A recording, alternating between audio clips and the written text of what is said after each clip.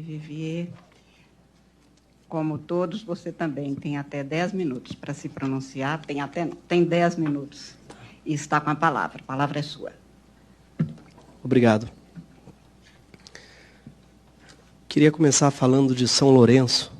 São Lourenço, padroeiro dos humoristas, pouca gente sabe. São Lourenço que morreu na grelha. Ele, por uma piadinha, São Lourenço fez uma gracinha. O imperador de Roma pediu que entregasse todas as riquezas da igreja. E São Lourenço foi ao imperador com uma multidão de pobres e disse: eis a maior riqueza da igreja. Foi condenado à grelha. Na grelha, ardendo em chamas, deitado sobre a grelha, já ardendo, quase morto, ele ainda se vira para o carrasco e diz: pode virar, esse lado já está bom. Por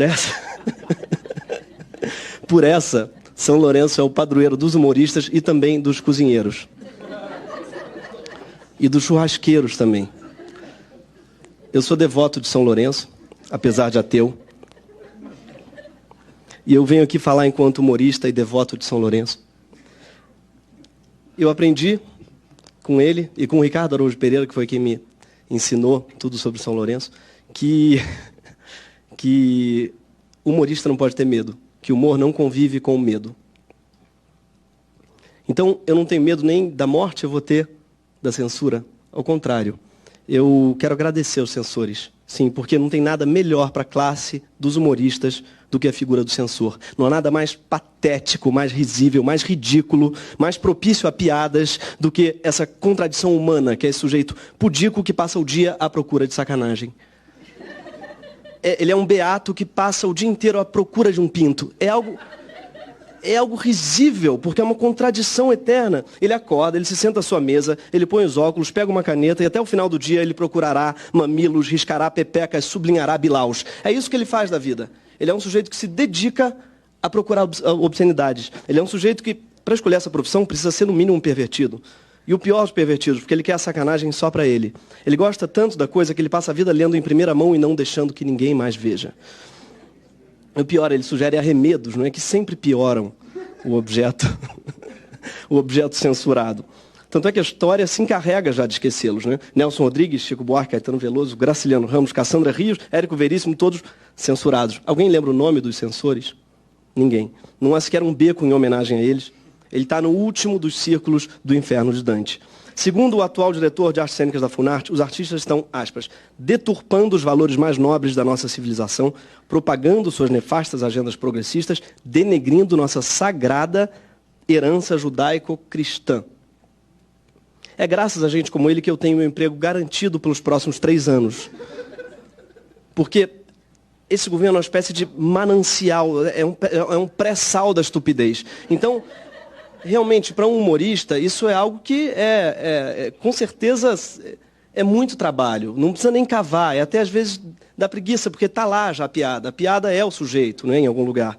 Então, nesse processo de damarização do Brasil, eu sou daqueles que, né, alguns choram, outros vendem lenço. Eu estou vendendo lenço. Mas o mesmo não pode ser dito dos artistas que não vivem do ridículo alheio. E são muitos. Esses sim correm sério risco, porque toda arte que presta na história foi considerada nefasta. Gregório de Matos, pornógrafo. Graciliano Ramos, comunista. Jorge Amado, pornógrafo e comunista.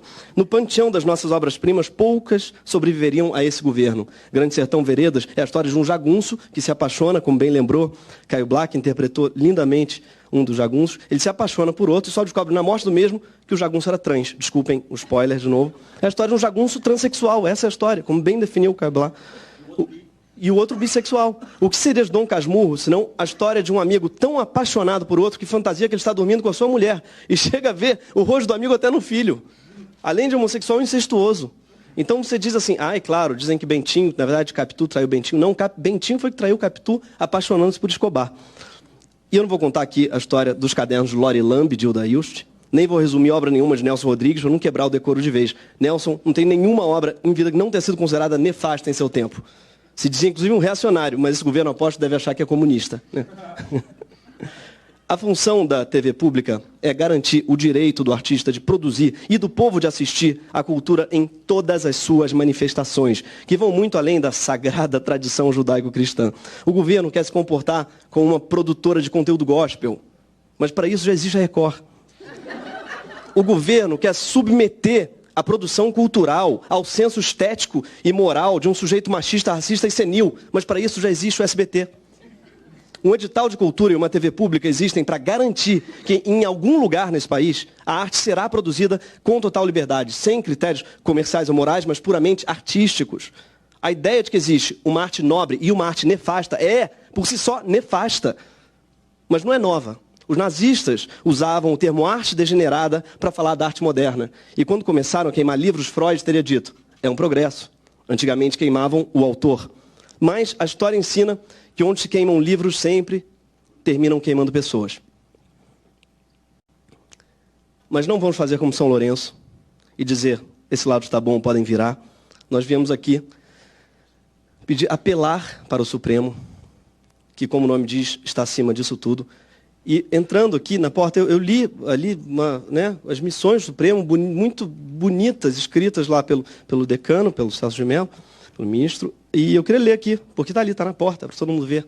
E as missões, entre as funções, está repelir condutas governamentais abusivas, neutralizar qualquer ensaio de opressão estatal, fazer cumprir os pactos internacionais que protegem os grupos vulneráveis expostos a injustas perseguições e práticas discriminatórias. Se isso não é uma injusta perseguição e uma prática discriminatória, eu não sei o que é.